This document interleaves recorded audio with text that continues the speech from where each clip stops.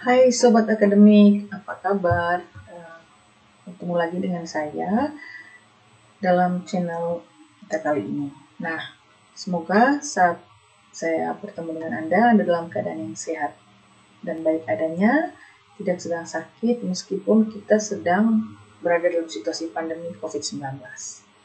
Kali ini, Sobat Akademik, saya akan membagikan cara bagaimana bisa mengakses artikel-artikel bermutu dari website Perpusnas Republik Indonesia. Nah, kita ketahui bahwa website Perpusnas Republik Indonesia ini sudah lama ada untuk membantu para akademisi dan praktisi untuk bisa mengakses secara gratis artikel-artikel yang dibutuhkan dan yang relevan sesuai dengan kebutuhan kita, baik itu untuk kebutuhan pembelajaran maupun juga artikel-artikel referensi untuk menjadi referensi tambahan ketika kita sendiri ingin menulis artikel yang baik dan akan dipublikasikan. Nah, caranya sangat mudah, tetapi sebelum kita memulai, pastikan bahwa perangkat gadget Anda, laptop maupun HP Anda itu sudah memiliki akses untuk internet, baik lewat Wi-Fi maupun lewat hotspot ataupun paket internet yang biasanya. Nah, selanjutnya ketika kita sudah pastikan bahwa perangkat kita sudah bisa mengakses internet, lalu segera kita kunjungi browser kita yang terinstall di perangkat kita masing-masing. Dan kali ini saya menggunakan Google Chrome untuk browser saya agar bisa masuk ke website Perpusnas RI. Tapi sebelum kita lanjutkan, jangan lupa pastikan Anda sudah subscribe, like, komen, dan share sebanyak mungkin video ini bagi orang-orang di sekitar Anda. Oke. Hal pertama tadi kita sudah lakukan, sudah memastikan bahwa paket internet kita sudah ada. Lalu kita kunjungi browser. Nah, saya klik Google Chrome pada perangkat laptop saya. Lalu saya bisa ketikkan di halaman browser itu dengan kata kunci atau keyword Perpusnas RI. Nah, ketika sudah muncul tampilan halaman seperti ini, maka Anda bisa langsung klik di pilihan yang dituliskan e-resources. Klik saja di situ.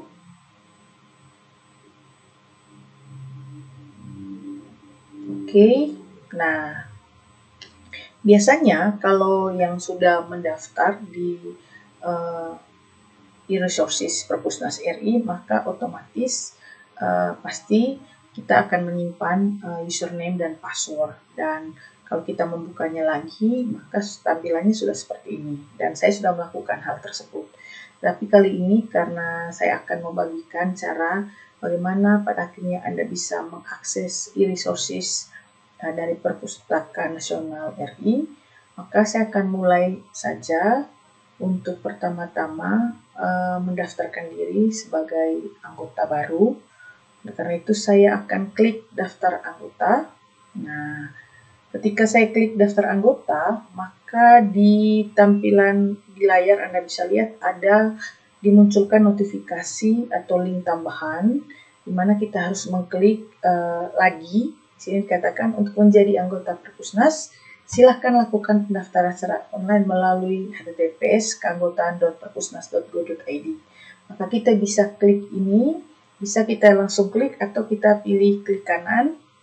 Nah, kalau misalnya kita tidak mau halaman ini tertutup, maka kita buka halaman baru. Saya mencoba untuk buka halaman baru ya. Nah, supaya bisa dilihat tampilan kalau kita mendaftar anggota baru itu, tampilan halamannya seperti apa.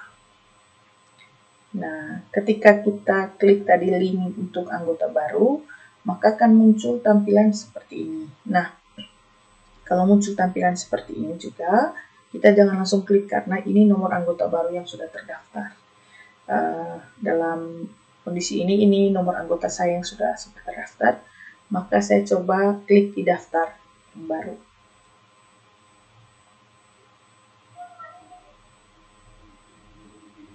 Oke, nah kalau kita klik di daftar baru, maka kita akan lihat bahwa di situ ada persyaratan pendaftaran. Nah, sebelum kita lanjutkan proses pendaftaran ini, pastikan kita membaca dengan teliti persyaratan pendaftaran tersebut.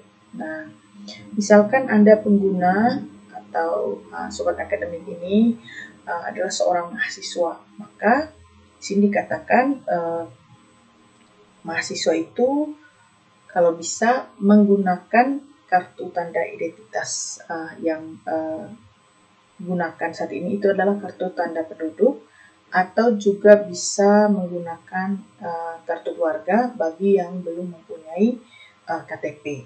Nah, untuk warga negara asing itu bisa pakai KITAS. Nah, selanjutnya ketika kita sudah baca ini, kita baca dengan teliti hak dan kewajiban kita, maka kita bisa mengklik tanda centang dengan di tulisan bagian bawah, saya telah membaca dan menyetujui atas persyaratan dan kondisi yang berlaku. Maka kita bisa klik untuk menampilkan tanda centang, lalu kita mengklik lanjutkan pendaftaran. Oke, nah lalu ketika sudah tadi kita mengklik melanjutkan pendaftaran, maka tampilan halaman web keanggotaan baru seperti ini. Nah, di sini kita mulai diminta untuk mengisi form anggota baru supaya nanti kita bisa mendapatkan username dan password. Nah, di sini sebelum kita mengisi ini, pastikan kita memilih tampilan bahasa pada halaman ini dengan bahasa Indonesia supaya mempermudah. Nah, lalu kita lihat bahwa di sini ada pilihan apakah kita akan mendaftar dengan KTP atau NIK. Kita masukkan KTP dan NIK tersebut. Lalu kita diminta untuk membuat password. Password itu pastikan password itu adalah password yang mudah kita ingat dan kita tidak kesulitan ketika kita mengakses password tersebut. Lalu ada pilihan nama lengkap, lalu tanggal lahir, lalu ada alamat sesuai identitas atau alamat tinggal sesuai identitas, pilih provinsi, kota, dan alamat tinggal saat ini, provinsinya apa, kotanya apa, lalu nomor HP, nama institusi, lalu nomor telepon rumah, alamat institusi, dan lain sebagainya sampai ke bawah. Oke, saya coba untuk mengisi data ini dengan nomor KTP ya. Oke, saya coba carikan dulu.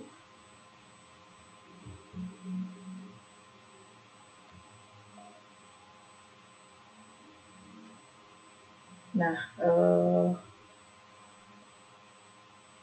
oke, kita ngisi dengan nomor KTP beberapa data di bawah ini. Nah,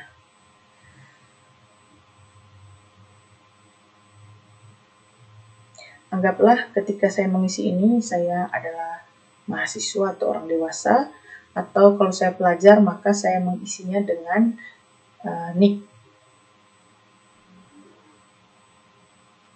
Oke.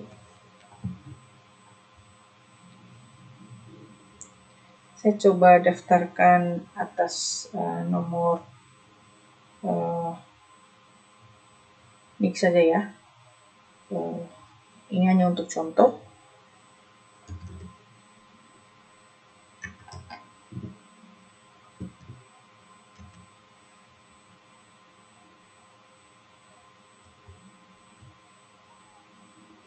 Oke.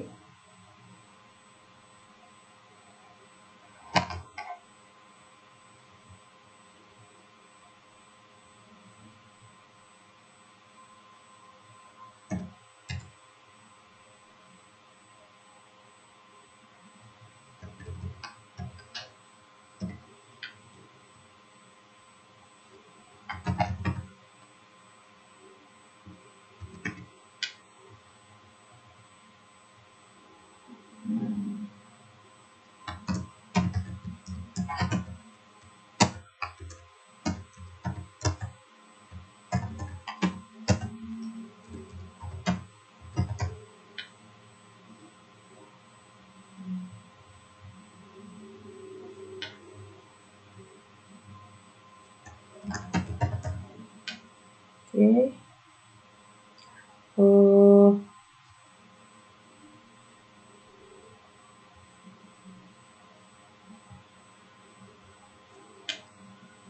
Pastikan Anda mengisi sesuai dengan identitas Anda ya.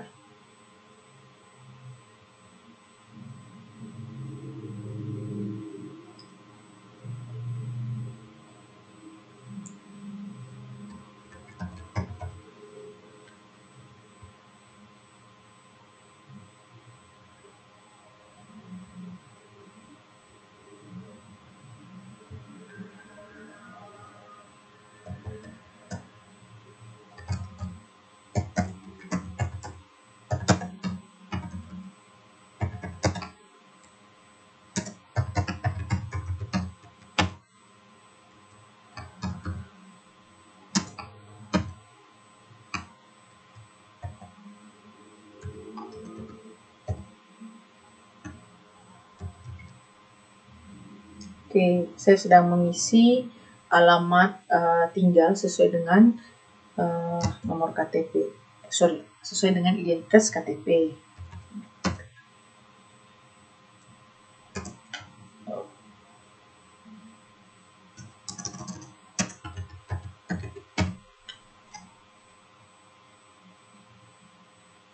Oke, karena ini yang saya isi itu terletak di Provinsi Nusa Tenggara Timur di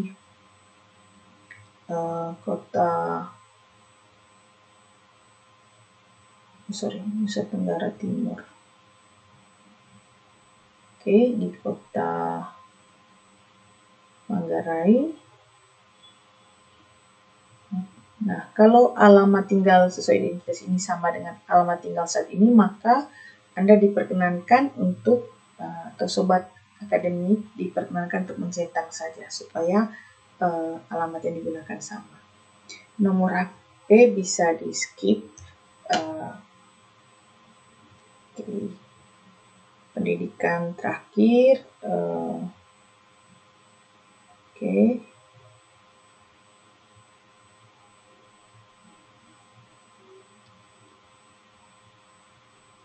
Alamat email bisa.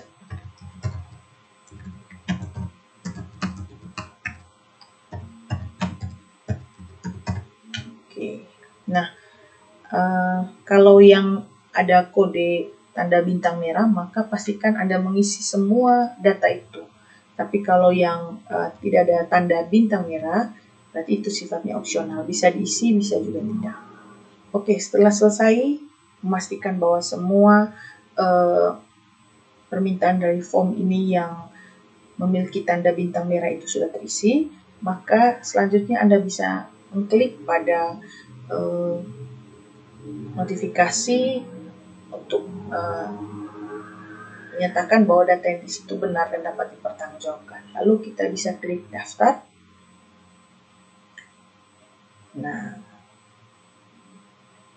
oke, di sini dikatakan nomor telepon hanya boleh diisi dengan angka.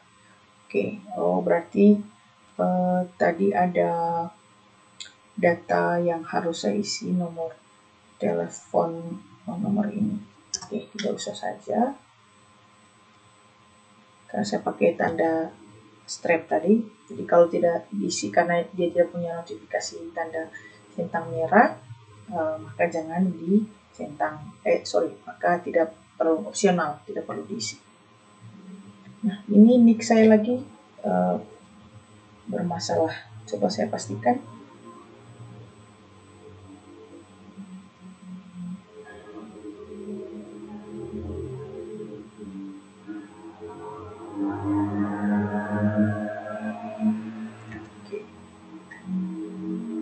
Saya kelupaan satu angka kalau tidak salah.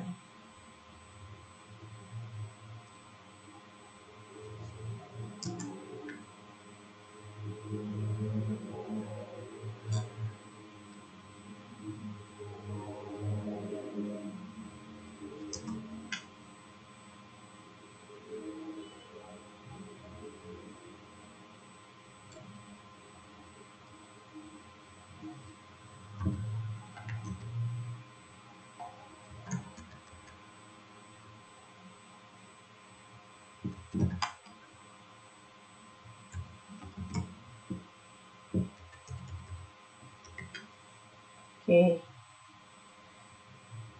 semoga sudah benar ya. Nah, kalau data yang kita isi itu benar, maka kita bisa lihat pada tampilan di layar ini, maka kita langsung mendapatkan nomor keanggotaan, dan ini pastikan bahwa data ini tidak boleh hilang supaya kita bisa selalu untuk bisa masuk ke sistem, ke web ini. Nah, nomor keanggotaan ini saya coba copy paste. Nah, data ini bisa saya cetak atau pada akhirnya saya simpan datanya. Saya klik cetak. Kalau tampilannya sudah seperti ini, nanti kalau mau cetak ya kita langsung cetak, tapi biasanya ada, kalau tidak salah ada pilihan untuk save datanya. Oke, mohon bersabar. Ini karena jaringannya agak,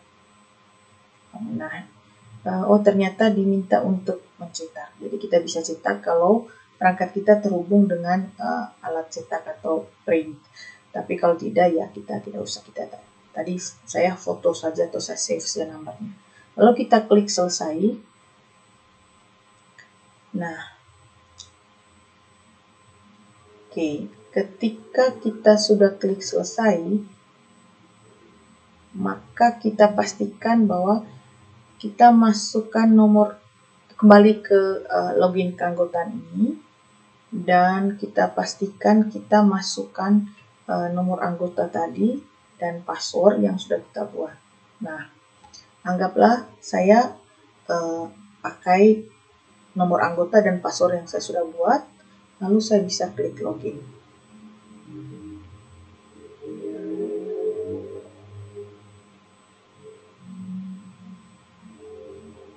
Oke. Oh, sorry. Mengapa tidak bisa masuk tadi? Harusnya saya memasukkan lagi data untuk recaptcha-nya. Oke, baru saya klik login. Nah, kalau kita sudah jadi anggota, ini data saya, Elizabeth, maka kita punya akses untuk bisa mencari sumber-sumber bacaan atau sumber-sumber artikel referensi yang bisa kita pergunakan untuk kebutuhan akademik kita. Nah, ini coba kita lihat profilnya. Ketika kita sudah dapatkan, oke.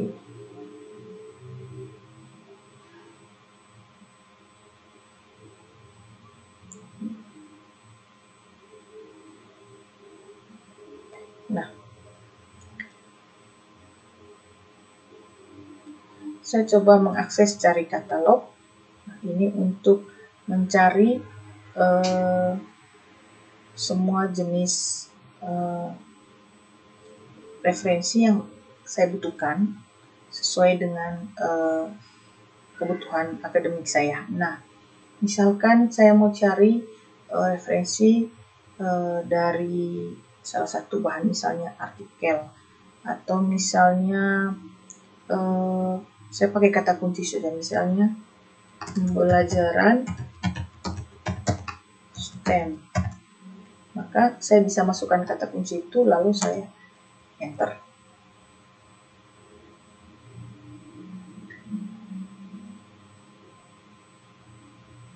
Nah, di sini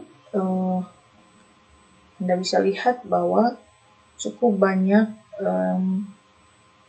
referensi yang bisa ditampilkan untuk sesuai alamat pencarian saya. Nah, di sini saya juga bisa filter. Misalkan saya hanya mau cari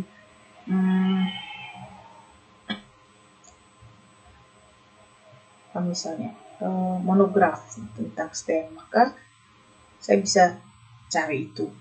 Lalu misalkan saya mau cari satu referensi tertentu, maka saya bisa pilih referensi tersebut. Nah, kalau sudah seperti ini, maka sebenarnya kita juga bisa dimungkinkan untuk mencari melalui judulnya atau pengarangnya, atau penerbit, atau tahun terbit, atau subjek, atau bahkan nomor ISBN. Atau kita sembarang saja untuk mengklik sesuai dengan kata kunci yang kita inginkan. Nah, ini kalau di online public access catalog. Coba kita kembali.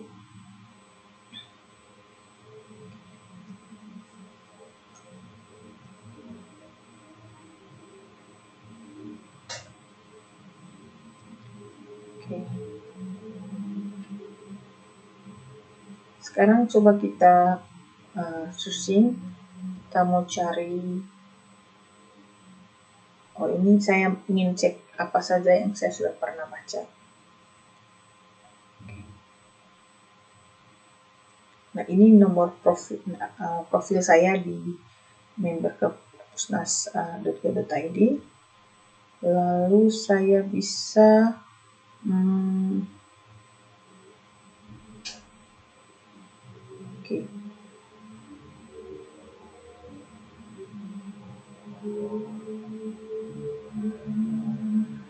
untuk juga cari baca di tempat, itu berarti saya pergi ke lokasi di mana saya akan membaca di gedung Perpusnas RI tersebut. Nah, kalau kita sudah bisa masuk seperti ini, maka kita juga bisa dimungkinkan untuk mengakses link-link yang saya sebutkan tadi, yang di dalamnya ada artikel-artikel yang sudah bisa menjadi referensi. Nah, ini kita kembali ke link resources perpusnas.go.id. Kalau kita sudah dapat tampilan seperti ini, maka kita bisa turun ke bawah, scroll ke bawah. Kita cari juga referensi yang kita inginkan, baik itu artikel, buku, monograf, bahkan dokumen, majalah, sesuai dengan kata kunci yang kita inginkan. Dan kalau untuk buku-buku atau artikel itu sudah terindeks cukup banyak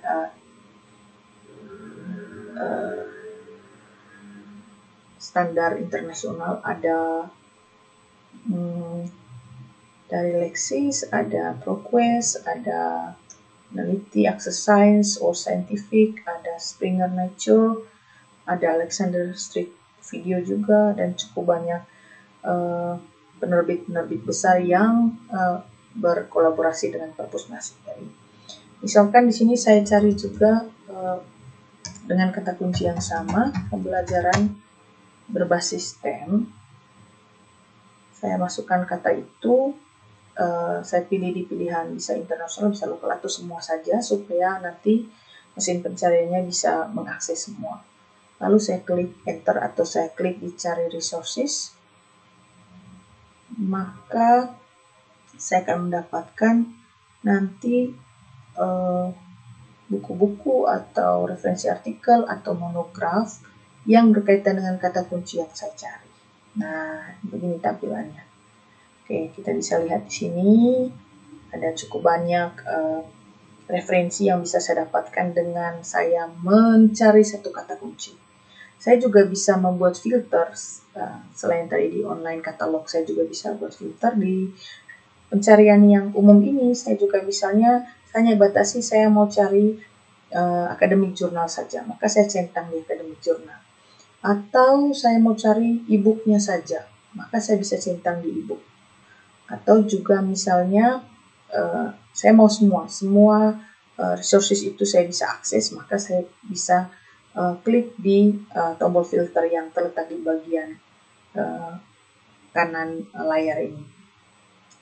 Filter juga itu berlaku untuk tahun publikasi. Nah, biasanya kalau kita ingin membuat suatu artikel untuk dipublikasikan dan kita membutuhkan referensi artikel yang relevan lainnya, maka biasanya kita membuat acuan 5 tahun terakhir supaya asas up to date-nya masih dipertahankan. Maka rentangan waktu ini saya bisa perpanjang atau perpendek, misalnya dari tahun 2022 5 tahun ke belakang, berarti di tahun 2018 misalnya.